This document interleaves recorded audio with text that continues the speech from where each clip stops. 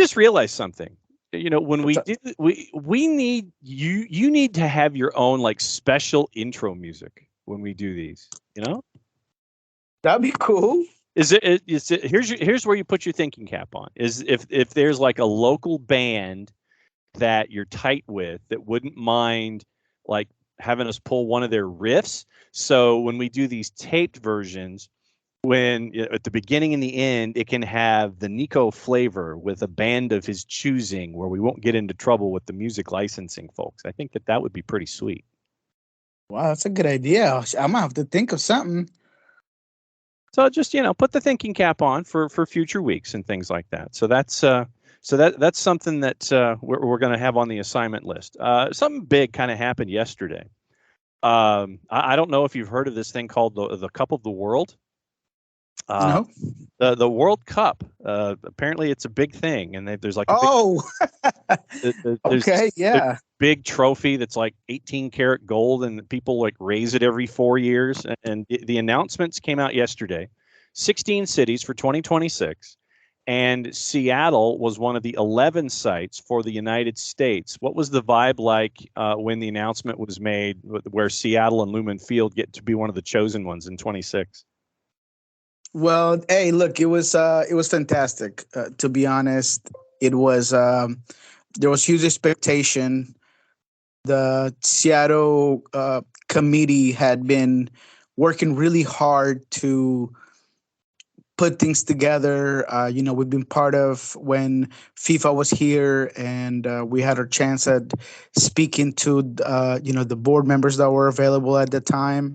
And overall, you could tell what this meant for the franchise. You could tell what this meant for Adrian Hanauer as an owner, for Brian Smetzer as a coach, for just about anybody that is an important icon in the soccer community in this city. A soccer community that's not just huge, but it's profound and maybe a lot more historic than people give them credit for, because there was no MLS team immediately for this city, in this region, in this state. So, quite frankly, you could tell that with all the watch parties that were going on in different locations around the city, whether it was the George Dragon or the Flat Stick Pub, I mean, all these places where people were gathered together, taking half a day of work. I mean, you knew that this meant something. So once it's revealed, and once it's known that the World Cup's going to come here, you just saw the joy across the city. I was able to go yesterday to an event at Pier 62 in downtown Seattle, and there was a band and there was music and people all around, and not just icons of the Sounders and soccer. Marcus Trufant, former cornerback for the Seahawks, was there. I mean, there was just a lot of people that cared about what this means for the city. So, in all sense, and just kind of bringing it all back to one point, this just is a reward for a soccer community that has shown their support to a team and to a sport. And if you live in Seattle, if you live in Kent or anywhere close to the city, you know what the sport means, because you see it everywhere at any level, whether it's boys and girls, any age. And the fact that now the new youth, the new generation, my kid, my daughter, she's 8, that she's going to be able to experience what a World Cup is in her backyard, is only going to bound her to love this sport even more, and maybe get her to think, what if I want to do this? So in general, it just amplifies the love for the sport for all ages in many levels, and it creates a new sense of what it means for everybody in the city. So it was just simply fantastic. 11 cities made it. We knew that it would be probably three out of Canada, and Toronto and Vancouver, no surprise. Edmonton didn't make the cut. The 3 in Mexico: Guadalajara, Monterrey, Mexico City. The 11 here in the U.S.: Seattle, San Francisco, SoFi, Houston, Kansas City, Dallas, Atlanta. Then it was New York, New Jersey, Miami, Boston, Philly. What was the biggest surprise, or did you have all 11 of those locked in? What was the biggest surprise for you in the naming of the venues? Look, I'm gonna be honest, and I hope I don't get crucified here. But I didn't know if Kansas City was a lock city, and I had Orlando just simply because of the closeness to Atlanta and Miami and other cities, Yeah. but what they were able to do for the MLS's back tournament. So it just felt like from it being a very touristic location and all the resources available. Uh, I was slightly surprised by that.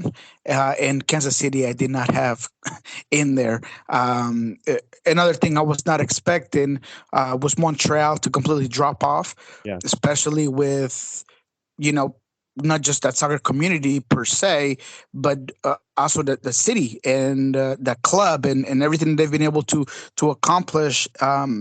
So yeah, perhaps those were the two surprises that were not there, and then the one that I didn't expect to be there. All respect to Kansas City and their fan base and and all of that. No, well, and I mean, we were kind of hashing it out yesterday when we were talking about it with when Jason Jarrett and I were talking it through, and we figured Kansas City and Jarrett had the idea of it being a geographic midpoint, and if you're looking for stuff from like literally you're going from one end to the other. Kansas City's right there in the middle. You've got Pat Mahomes from the Kansas City Chiefs, and he and his wife are heavy into the women's soccer community there with the Current and the NWSL. And you have the Hunt family who have been big, not just in Dallas, but in Kansas City with the Chiefs. And so I figure the nod to the legacy of the Hunt family and being a geographic midpoint might have played into that as we were trying to figure out, okay, who did what, where, and when. Did DC Baltimore not make it? Was that a surprise for you? It wasn't. It was definitely a surprise for them. I Yeah. mean, you could Look at the viewing party. Yeah. yeah, and I had my doubts. I really did, and it had a lot to do with the other cities more than DC itself. I don't know if I'm explaining myself correctly, but because of how it was going to be spread out, Yeah. I just thought they were going to get outballed by the cities in the east and like the locations. You cannot overload one side. And when I was, dotting my I's and crossing my T's, it just they were not in there, and therefore for me it wasn't quite a surprise. I know for many it was, especially with the stadium and the history of DC United in general, and the fact that this is, if I'm not mistaken, only the third time a capital from a country that hosts the World Cup doesn't get a hosting city. Yeah. So it I get the surprise from that aspect, but because of the amount of fantastic stadiums and locations and logistically the way it was assembled, or I thought in my head doing long division that it would play out, they were just not in there. And so, but out of the two, that's probably the one that I would say that I get why people were very surprised at the very end of the day. Well, because I mean, if you think about it, FedEx Field, FIFA wagged their finger at it and was like, "No, no, no, that we're not going to do it there," because FedEx Field really, for what size it is not a desirable venue, and the owner of the Washington football team really doesn't have a whole lot of friends right now. And when you have to have combined cities that are 90 minutes apart, plus traffic, and you want to have games in one city, and then try to steer folks 90 minutes the other way to, hey, here's where a lot of the fun's going to happen, and it happens in the nation's capital. To me, that bid seems kind of strained, that you're having to split hairs and try to make something happen the way that they did with DC and Baltimore. Yeah, absolutely. And you know what? I actually didn't think about the lack of friends that the now Washington football team and organization Commanders. have. What? The Commanders, their new nickname, yeah. The Commanders. Oh my God, I totally forgot. Yes, I can't even call them the Commanders. I can't even take it seriously. It sounds so odd. I know. To be quite frank. But yeah, I mean, for the football. But yeah, no, you're absolutely right, and that's actually another valid point to it, because you knew that it wasn't going to happen in the home of the DC United. So yeah, I mean, at the end of the day, perhaps there were more signs than they thought there were, and the people and the fans of the team. But yeah, no, I saw a lot of angry fans and a lot of things in Twitter that that really hurt that city. And Boston got in probably because of Robert Kraft and everything that he has Facts. done for the sport. And getting to Foxborough ain't easy. I mean, literally, it's easier sometimes, depending on the time of day, to fly into Providence and drive the hour than it would be to fly into Logan and drive however long it would take you to get through Boston traffic to get to Foxborough. But because of Robert Kraft being Robert Kraft, I think Grant Wall had it as his last duel was either Boston or DC Baltimore. And if you look at the evidence with Robert Kraft, that would make sense as to why they were last one in. Yeah, absolutely. I mean, look, it's no secret that his pockets are very deep, and not just that, but he's a man of power. I mean, look, that's just plain and simple. The guy just he could do a lot. He could move mountains, on his side of the atmosphere. So yeah, no, we talked about it prior to the announcement. I think it was we had practice around 11:30 in the morning, and we're talking with some media members yesterday, and you knew that Robert Kraft was not never going to allow the World Cup to be done in his territory and him not be involved at all. So that was a no brainer. To be quite frank, you just knew that he just had so much power that it was just going to happen. All right, so let's now that we're at halftime, let's head toward games that are going to be played and games that have been played. At one point, there's a team that you cover there. I believe they're called the Sounders. And because of everything that they had on their mind, they were down toward the bottom of the West. And I'm sure that there were folks that were sitting there and going, ooh, ooh, ooh, ooh, look at that, And then, they worked their way back into playing regularly, and they've won 4 of 5. And right now, the Seattle Sounders, still with matches in hand, would be in the playoffs right now as things stood. You had a match in the midweek. You beat up on Vancouver if you're a Seattle fan. What were some of the takeaways from beating up on Vancouver and having to turn around now on short rest and go at it again? I mean, if you were having any doubts about the Sounders not making it over that playoff line, you just haven't been watching. I mean, I said it over and over again in this show, in my show, in MLS in Spanish. There is no doubt in my mind that they were going to put it together. They were faced with a task at hand, an international tournament, and they brought it home. And that's what their focus were, and that's where the resources went. And that is over and done with, baby. And you knew it was going to happen because there's too much talent. There is too much experience. There's too much leadership, resiliency, everything that you can pocket into this group for you not to think that they were going to completely take care of business. And now they have. They had their 4-game homestand or the remainder, and they have done it. They did it against Charlotte. They completely dominated Vancouver, and now they have LAFC, and they will have Montreal on a midweek game. So quite frankly, this team is starting to show you what they had done in CCL. And I hate to sound like a broken record, but that's just what it is. You know the lineup, you know how they're going to play. And even when there are injuries, because Yemer Gomez Andrade did not play against Vancouver, and Jackson Reckern is brought in. And in this particular game, you had to play without Roldan, and you had to play without Jordan Morris. But you bring in a guy like Jimmy Medranda that just has fantastic skills, and his only knock is really not being healthy, and he provides. And you have a Nicolas Odero that is back, and it's not back in the sense of just being healthy, but is in full rhythm and is completely motivated to just take the league by storm the same way he did when he first got here in 2016. And you see it by the way he just connects passes, and you see it by the way he covers space. So now that Nicolas Odero is back to being in his best form, man, this team is just going to completely just take teams by storm.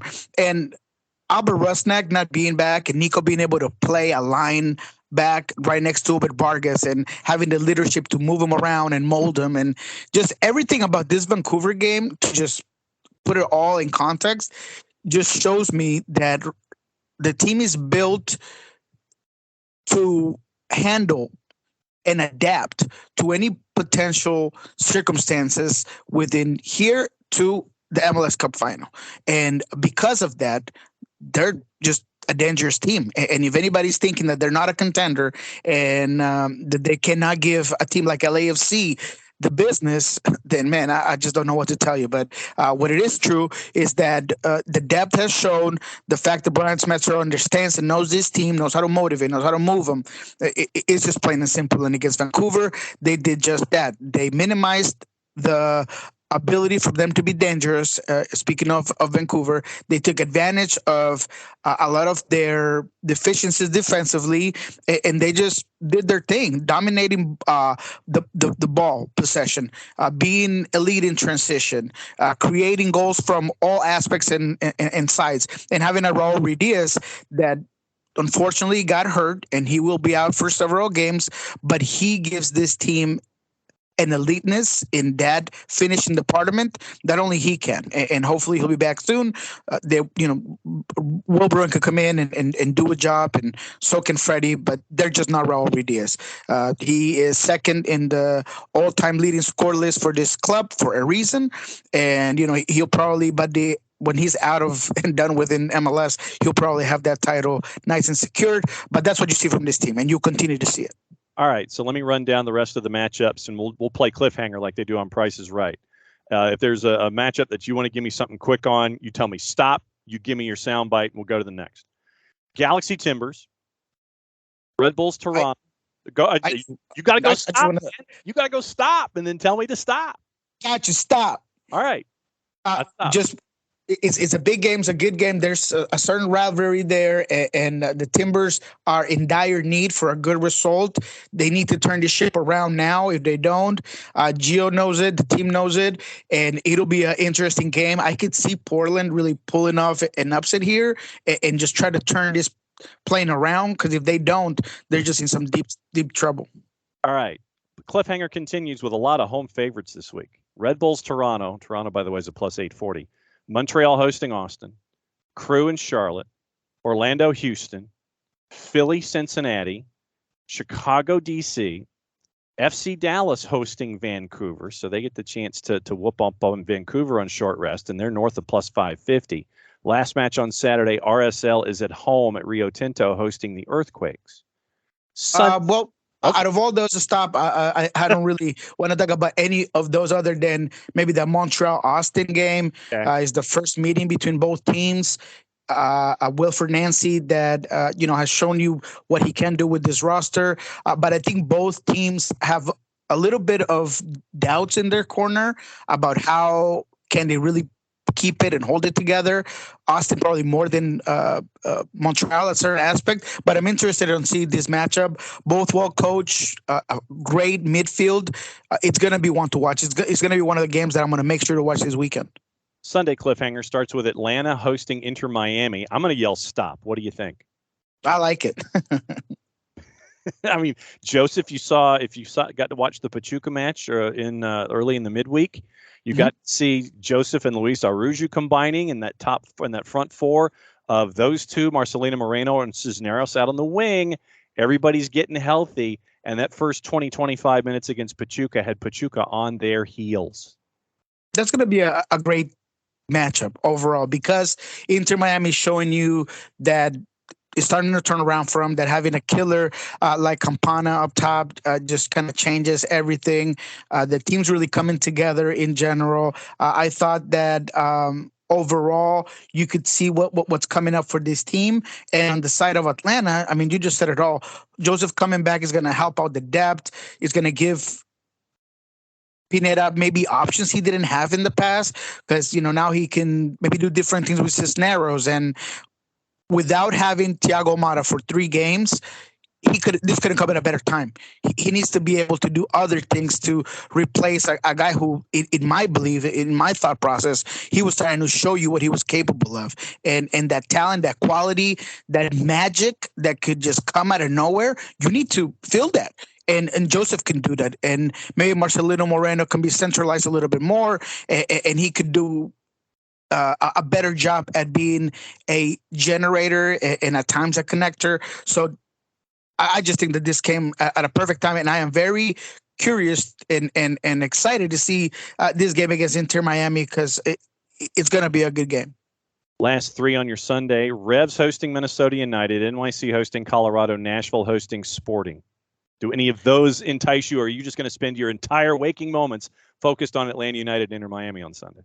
No, NYC FC against Colorado is a good one, and particularly because one of the big news since the last time I was with you guys is the fact that Ronnie's gone. Yeah. And not just gone, but Efrain Juarez is also gone. These are two huge components from that roster. When they had the CCL matchup here in Seattle, I had the pleasure to talk to a lot of these young guys that were part of that team, and I was able to see what Ronnie can do. And if you look at what he has done with younger players like Sands and their development, like Tavion Gray and others, he did a lot for this team in the developing and the tactics, the strategy. And look, I'm not saying that it's going to completely change. This team is going to tank, but I worry when influential pieces of a coaching staff leave. Efrain was a guy that was helping Santiago Rodriguez in a huge deal. Santiago is a new player in this league. He's very young, and his adaptation into MLS has been outstanding. And when we talked to him in an exclusive in Pulso, he told us that a lot of that had to do with Efrain and the fact that he would sit and teach him and watch video and help him positionally. And he does that. He did that with a lot of these younger players. So when you got a Talis Magno, when you got all of these younger players that need a lot of that guidance, I worry a little that things are going to change up. So I'm very curious on how that's going to play out and how that might reflect in one way or another in this particular game. All right, so that's the week that will be with Niko and his. How big is the cup of coffee? No, this is my second, so it's only a 12-ouncer. Okay. All right, so just double checking. I just wanted to see what the pacing, what the menu and the pacing is during the day. What's going on at Pulso Sports that folks need to know about? Pulso Sports, we're going to have a little bit of that coverage from the LAFC game against the Sounders, of course, and I am going to do my very best to get at least 2 or 3 interviews from the side of LAFC. Usually, of course, I give coverage to the Sounders, but in this particular game, I do want to talk to Chicharango. I do want to talk to some of those LAFC players, and not just what they think about this game, but what they think about what's coming up for this team in terms of how much of a contenders they are, how Cellini might change things, and what they think about Cellini's signing. So check that out. I'm excited about it. And I do say I'll try, because not every time that you go to the opposing locker room can you get what you really want, but I'm going to try very, very hard. And we got to get to the bottom of that Carlos Vela thing, because we're 2 weeks and counting on that man's contract. And Niko, as always, friend, great to catch up with you. Great to hear what's going on out west. We'll catch up with you next week. Be safe, my friend. Gotcha. Have a good one, boss.